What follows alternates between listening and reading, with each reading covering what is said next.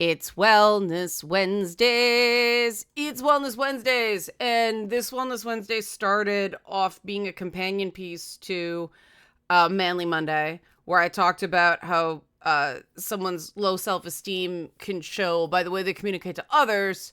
And this was going to be about how to build self-esteem.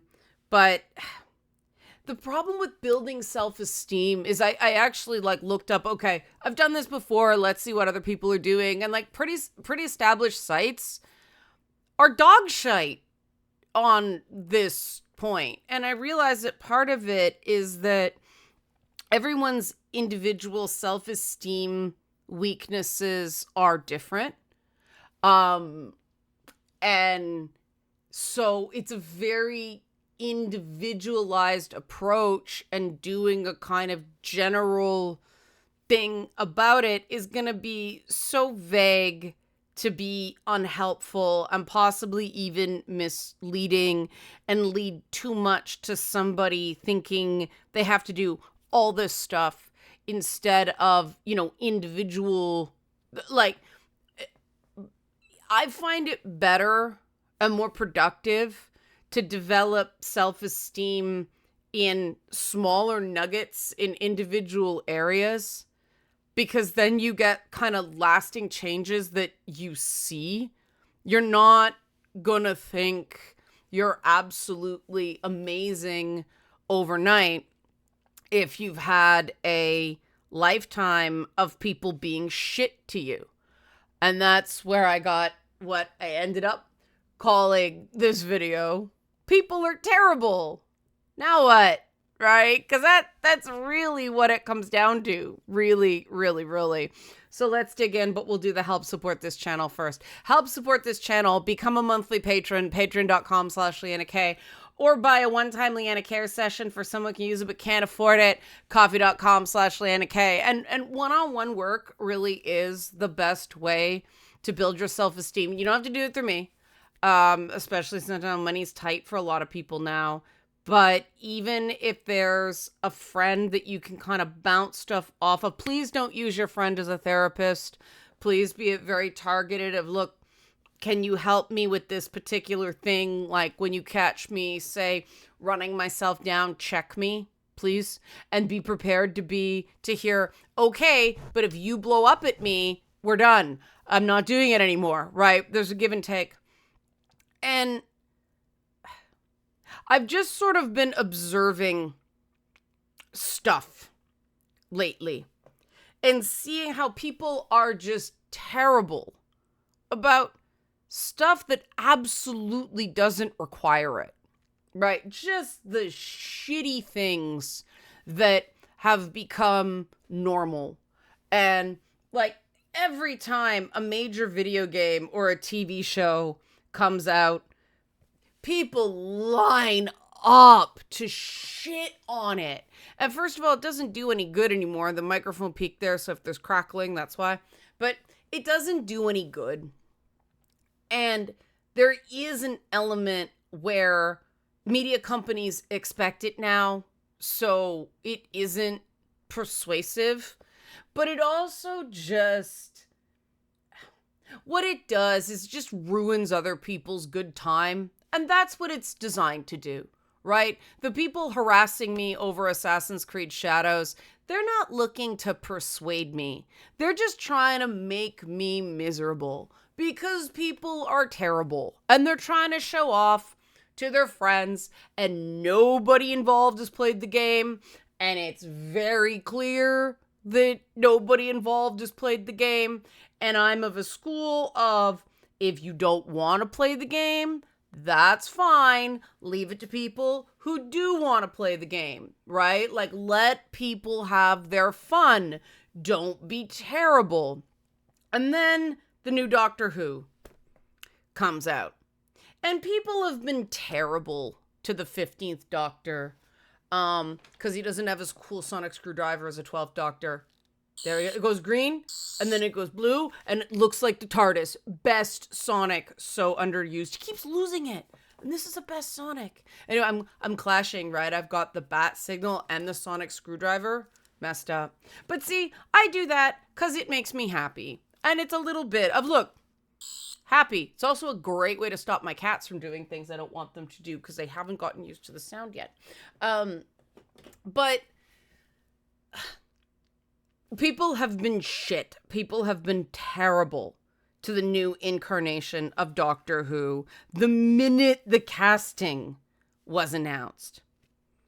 And it's gone beyond all reason. People are being terrible because they're terrible.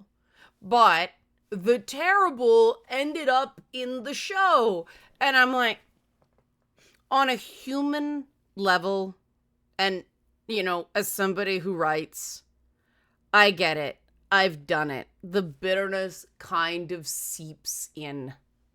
And I'm not fully going to judge the most recent episode until the whole thing's done, because there is a possibility that this is just the beginning, and the whole Planet of the Incels comment was Belinda's point of view. But I really am tired of media and the whole incel thing. I'm tired of it. It's up there now with people going, that's cringe, and people who use literally to mean figuratively. I'm just done. It's just petty. It doesn't mean the literal meaning of the word. And I this is again another writing thing. I can't stand when people use something that is obtuse, that doesn't mean what it literally means. Oh, it has nothing to do with the guy's sex life. It doesn't mean he's involuntarily celibate, even though it has a negative feeling of women. Oh, well, that's a misogynist. And we can just say misogynist. But no, misogynist doesn't have that extra little sheen of, ha ha, loser, no girl will touch your dick. It's petty. It's terrible because people are terrible, right? And terrible is infectious. And I admit I was a little bit terrible too this week. Because then I watched The Last of Us. And this is not a spoiler at this point. I don't know why they're making these casting things spoilers. Because we have Abby. Abby is cast. And Abby is no longer swole. Abby is small. Abby is so small that they cast an actress who originally read for Ellie. She's 5'2" and skinny. Because Abby, in her original incarnation, is an impossibility. They went for somebody who facially looked like her. You can't have a nice little no man jaw feminine fat layer on your face and then have 3% body fat on the rest of your body. You just cannot. You can't. It doesn't work that way. Your fat distribution doesn't stop here, right? It was ridiculous. And they wanted somebody who could actually act. And I think it was the right call. But I did have an element of Schadenfreude going, yep. And now everybody who stand that character is now disappoint. And because they were terrible to me, I had a moment of terrible and went, ha ha, right? But because my whole argument at the time is characters aren't feminist if they're physically impossible. And that is not, there isn't magic or something like that, right? I'll defend it in something like The Witcher, right? Where sorceresses use glamours. Okay, they can be impossibly beautiful and their clothes can literally defy gravity because magic, right? Okay, fine. But if it's supposed to be some gritty, realistic, post-apocalyptic thing, and that happens, and then she was eating burritos without getting bloated. And that's when I'm like, fuck, this is just fetish. But oh no, feminism, and I was bad. I'm a traitor to my gender, and I hate women because I pointed out there was a cross in the synagogue in the game. That's going to be interesting when they get there. I'm going to laugh there too. And that's me being terrible, because terrible is infectious. And the stink flirting scene was no better with real life actors. In some ways it was worse. And I actually cheered the bigot sandwich guy when he showed up. I'm like, I have residual trauma from this whole experience of this game. And that's because people were terrible. And I'm tired of people being terrible. Because if you accept the terrible, you don't catch yourself like I did when you catch yourself being terrible. Like if people thought Abby was great in the game, I get why they're disappointed that everything else, when you're literally recreating levels and every time they do it, oh my God. I'm like, the cost of that. Like, you set money on fire to get it exactly right. And then there's one itty bitty little zombie, right? Like, budget, I know, but when you're doing exact scenes and you're doing exact levels, every little change is going to feel dissonant. And I don't want people to be disappointed. And so after my moment of bitterness, I'm like, no, you know what? It's no different than anybody else who liked something in the original and it was changed in the remake or the adaptation.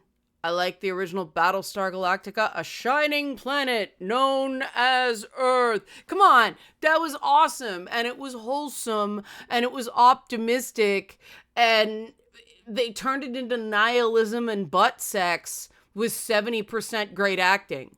Like, I like the original.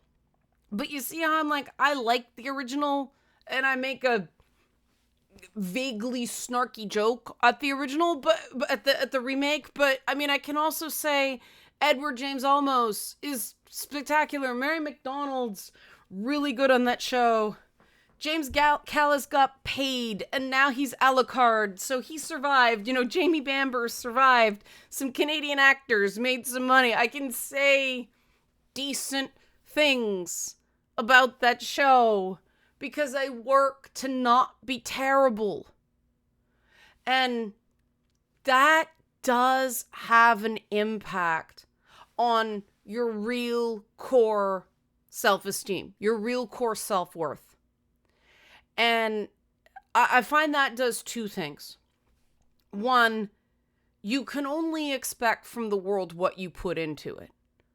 So if you work to not be terrible and you realize, okay, it's really not that hard. Yeah, it takes some effort, but it's not backbreaking. It's not like cleaning my coffee maker and my air fryer for Passover. My God, my coffee maker was nasty. It needed it. Ew. But, it's not backbreaking labor. It's a little bit of effort. That's it. It's not that hard. And I feel better when I am not terrible. I don't have to be a fucking saint, right? I just know that I was decent to that person. Whether they appreciate it or not, whether they picked that up and gave back the energy, or whether they were terrible, that has nothing to do with the fact that I know I was not terrible. And when you go, okay, it's really not that hard to not be terrible. So the people that are terrible, that's not about me, that's about them. And this brings me to another heartbreaking conversation. I totally believe everything the people were telling me in this conversation, but oh my God, I was just, why are people so terrible? That somebody said they have anxiety in inviting people places because they're afraid they're going to be annoying. And I'm sitting here thinking, I have never felt annoyed that somebody invited me somewhere in my life. Strike that. It's not the invitation. I get annoyed when somebody invites me somewhere and they invite another person and try not to tell me that the other person, because there are some people I will not show up if they're there. It's just no good will come from that. I will charge that motherfucker like Yasuki with a naginata. And I know myself. I know my limits. I will snap. It's better I'm not there. And people try to be sneaky and don't tell me because they want to have it both ways. That annoys me. But the invitation doesn't annoy me. The fucking around annoys me.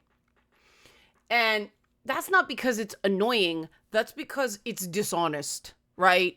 It's lying by omission because they know I'm going to say no if I find out that other person's been invited. And so they're trying to manipulate me. And they don't even necessarily realize that that's manipulative because people are terrible, right? And if they do that enough times, it's like, why am I friends with this person? They're terrible. And so the guy who said this is a really, really nice guy. And I cannot imagine anybody finding this guy annoying or not wanting him somewhere. And he said he's afraid he's being annoying by inviting people somewhere. And then somebody else chimed in and said, yeah, it's like imposter syndrome. It's like they're taking up their time. And it's like, this is coming from a real place. This is coming from real trauma. Why the fuck are people so terrible? Now, I have had an issue with the whole annoying thing for a while because it's one of those like abuse tactics that has been romanticized. I'm looking at you, Marvel Cinematic Universe, in that fucking god-awful Loki TV show. They have this thing where he unironically says a female version of himself is annoying. And it never goes anywhere. He never realized that he just called gender swapped himself annoying. They don't go, oh yeah, this is a start of improving his self-esteem. No, it became a show about making friends. Why would anyone want to be that guy's friend? He likes somebody and so says, you're annoying. And here's the difference. It's one thing to acknowledge you're annoyed. It's another thing to go, can you please stop doing that? It's annoying me, right? But to summarize another person's entire being or vaguely like associate them with the general state of being annoying without really giving them any way to make it better. It's just, you're annoying, right? That's completely unhelpful. It's just being terrible. A person cannot fix annoying. They can fix individual things, but they can't just stop being annoying. You know, and people, it's like people sort of know that's terrible, so they put little flourishes on it. Like, you know, you're annoying sometimes. Well, everybody is. What's unique about me? Well, you're just annoying sometimes. What am I supposed to do about this? Well, I just, you know, it's a data point. I got that this week, that something was a data point. Because I was like, what are you trying to tell me here? What's the suggestion? Like, data point. And this is one of those things where I know I don't think people are being deliberately terrible in these moments. But if you have a decent amount of self-esteem and you sit back and look at moments like that, that is torturing somebody who is actually listening to and is interested in what you're saying. which means you're either assuming that nobody cares what you're saying and you're just running your mouth, which, why? That's going to make you feel worse about yourself, not better. Or you are just being terrible. And it's hard to admit you're being terrible. That's why I, acknowledge when I had moments of being terrible and stop myself. And it's this give and take of you have to have enough self-esteem to recognize you're being terrible, or you're going to continue to be terrible because you can't admit you were terrible. Because moment of terrible does not mean terrible person. But if your self-esteem is so low that you can't admit, yeah, that was not my best moment right there, then you're going to chain terrible moments together because you can't acknowledge they're terrible. And there is a certain threshold where after which you rack up enough terrible things, well, you're a terrible person.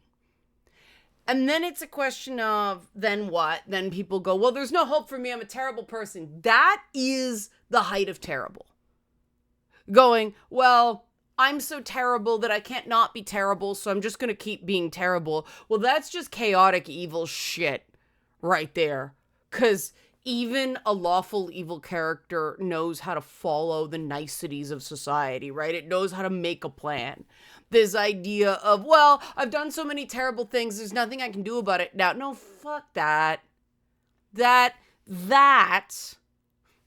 is more terrible than all the terrible things you may or may not have done. Because now you're claiming to be self-aware and not making a change. That is fucking Shauna on Yellow Jackets terrible. And Shauna is a character so terrible that passing off a fake rescued cat was actually the positive alternative to worse things she could have done this season, and the one lone time she was actually telling the truth. Terrible person, right? And if you don't want to be a terrible person, there are times that you do have to feel terrible. And if you have this attitude that feeling terrible is so unbearable that you have to run away from it, well, that is the making of terrible. That is the making of a terrible person in as opposed to doing some terrible things, right? And here's the thing. What you did was probably not that terrible. That thing that people found annoying, unless they told you specifically what it was probably more about them than it was about you. Now, okay, repetitive things like bouncing a ball off a wall again and again and again and again. Like, I don't know how those stereotypical Silicon Valley workplaces where somebody's playing foosball and somebody's going through the office on a scooter and somebody's bouncing a ball. Like, I don't know how anybody gets anything done. It must sound like a giant-sized daycare in those offices. Like, anybody who needs quiet to focus is fucked there. And I guarantee you, all those guys bouncing the ball and the scooter and the foosball, they're all fucking Sheldons from Big Bang Theory. They're the first ones to call somebody else annoying. If you're worried about being annoying, you're probably not annoying. In fact, probably the most annoying thing you do is worry too much about being annoying.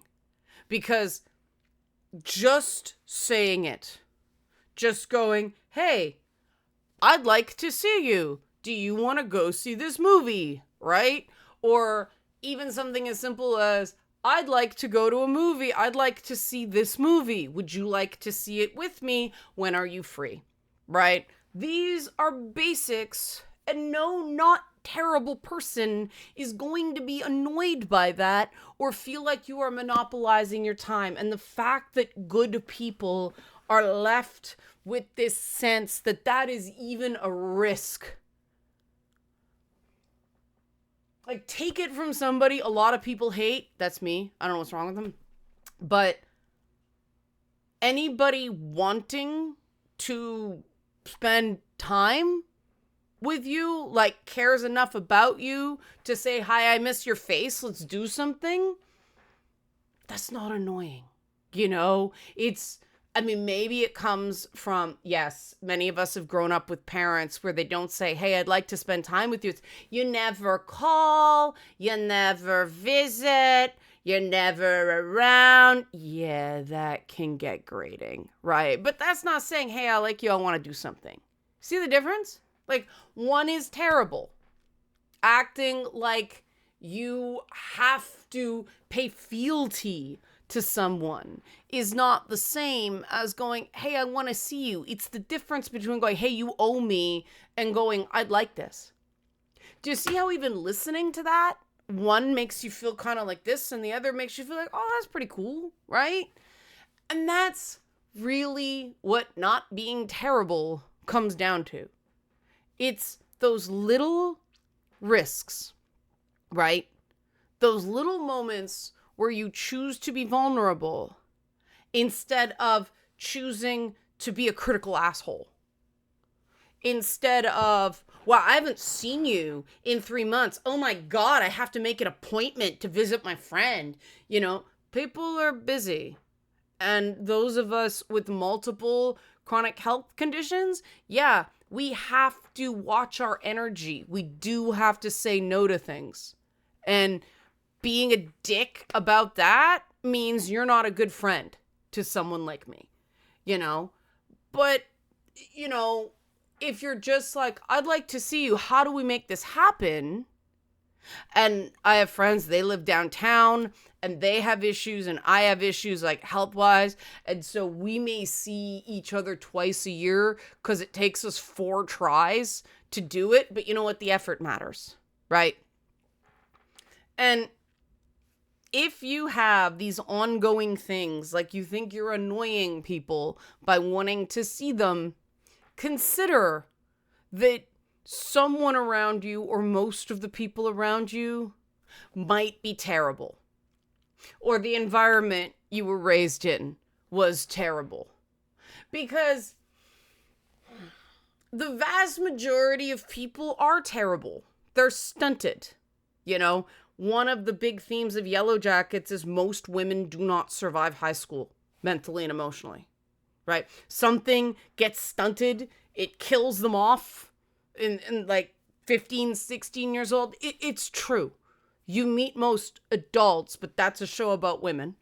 It's like, there's a ton of premium cable shows about how awful men are. And it's like, oh, well, that's a morally great character. That's good writing. There's one show about women being terrible, and it's amazing how many guys who think there's just this attack on men and blaming men and all just watch this show because it's a show about women being awful to each other, right? And I think we need more shows like this because, women being angels is just condescending as fuck and not allowing people to be human. That's terrible too, right? There is no innate virtue in women. We're just discouraged from risk taking by society, whereas men are pushed into stupid risks. And that's terrible, And you're allowed to say that you were treated terribly. You're even allowed to say that in your opinion, somebody's a terrible person, at least they were terrible to you. Now, the question is, what are you going to do about it, right? Are you gonna just use other people being terrible as an excuse to be terrible yourself? Like Monday's video about low self-esteem and criticism. One of the first comments was somebody going, well, maybe they were bullied. It's like, well, maybe they were bullied. I was bullied. I had my head slammed against a brick wall by a 6th grader when I was in grade 5 or something like that. And do I use it as an excuse to be terrible now? No. If I don't like that feeling of being bullied, I'm not going to do it to other people. And the further along I get, the more I work on myself, the less I can stand bullies. Like, I just cannot tolerate it. I will say something. I'm one of those people that'll be like, hey, leave them alone. Even if I think the person might have done something wrong, Doing something wrong is not an excuse for bullying. And everything would be so much less terrible if everybody could internalize that. Like, somebody making a mistake is not an excuse to just blast them with horrible, you know? There are, last year, there were quite a few friendships that ended not because of the original thing. I mean, these people cannot stand me and think it's all my fault. But what really happened was I did something that they didn't like, and they decided that that was a good excuse to just open the floodgates and mock things I like and get actively mean. And their attitude was, I was being mean, so they were going to be 5 times the mean. And no, that's terrible.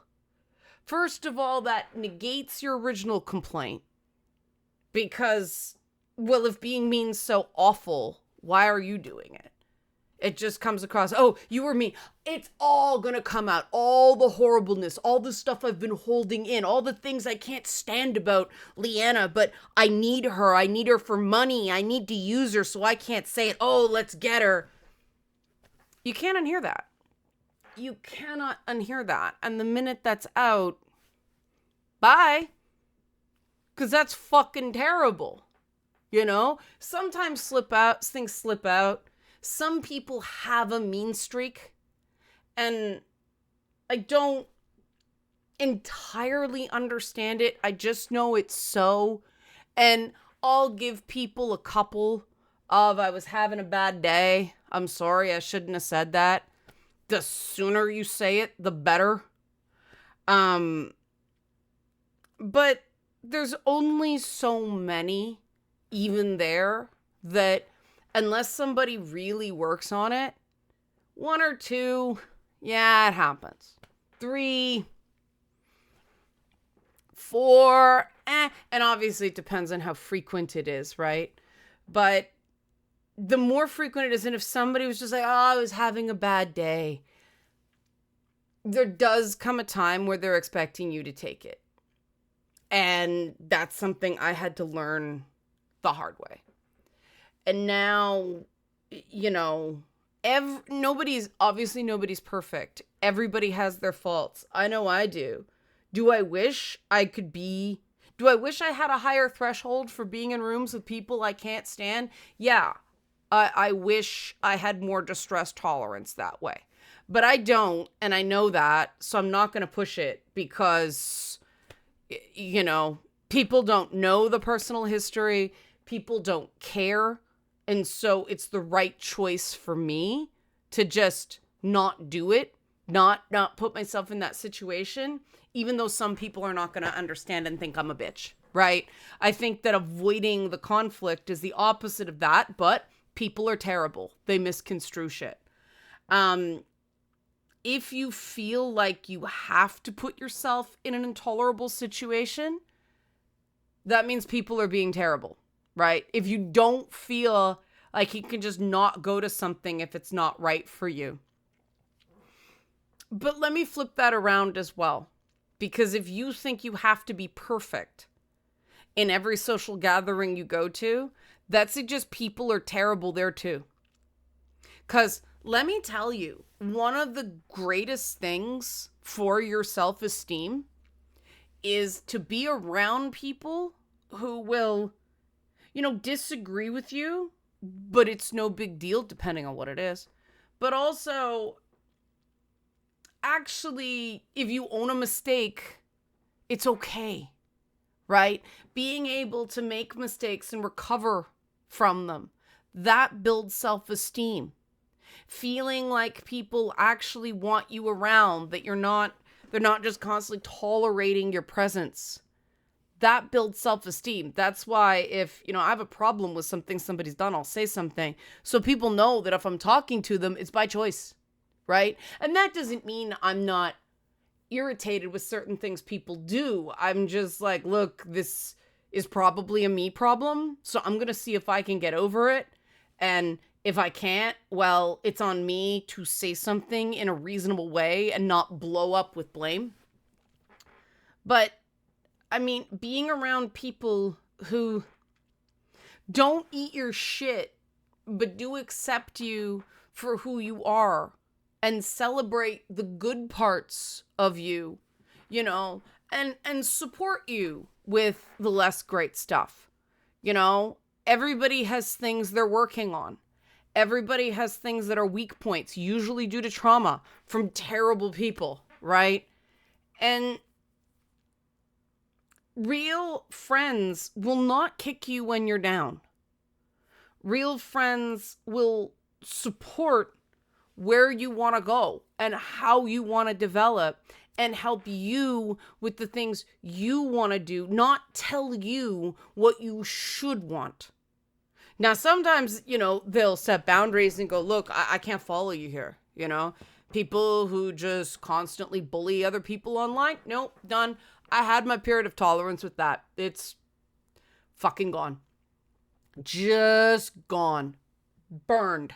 Done. No patience now. Fuck it. Off. Bye. And I feel good about that. It feels right.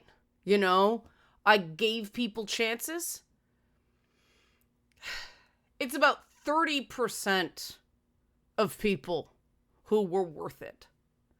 And that percentage is too small of the people who turned out to be shitbags. Because, okay, if only 30% of the people I gave chances to were decent, then 70% work, I don't like that ratio. So, you know, I have to tighten up my standards. That's how it works.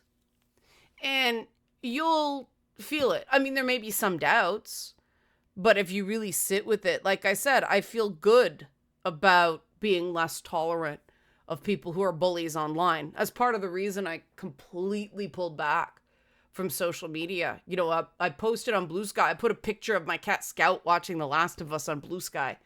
That and one other thing are, I posted stuff in Passover. That's the last thing I've put up in ages. And I'm better off for it. Like, yeah, there might be people, you know, I met a lot of people through Twitter, but Twitter's not Twitter anymore. So until there's another platform where you actually can meet people, no, I'm not going to be, you know, all of those are fucking dog piles and shitting on people and just examples of people being terrible. And then cat pictures and capybara videos and bats eating. And guess what I watch on Instagram? Yep. Capybara videos and opossum videos. I love my opossum videos. But you see, you go towards the not terrible and actively step away from the terrible.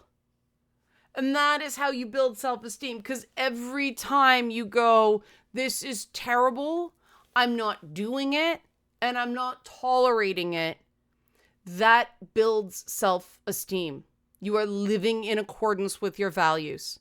That's how it's done. One little or big decision at a time.